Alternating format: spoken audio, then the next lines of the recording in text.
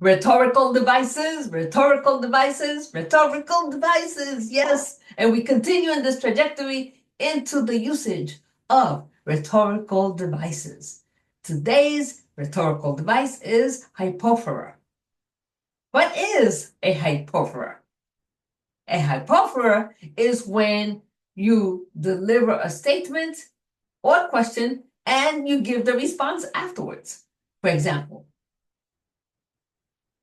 do you think it's true that it is better to have loved than not to have loved at all?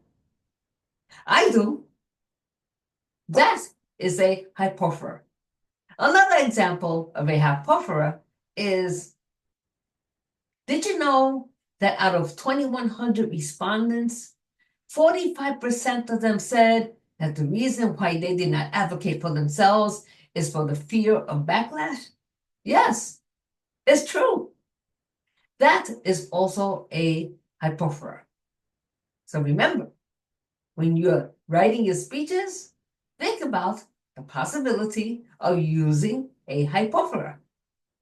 I am Margarita Estrada, teaching you how to connect emotionally while generating rewards. And remember, build your arsenal, break the barriers, step up and dare to be the challenger, the initiator, and the change agent that you were meant to be. Until next time.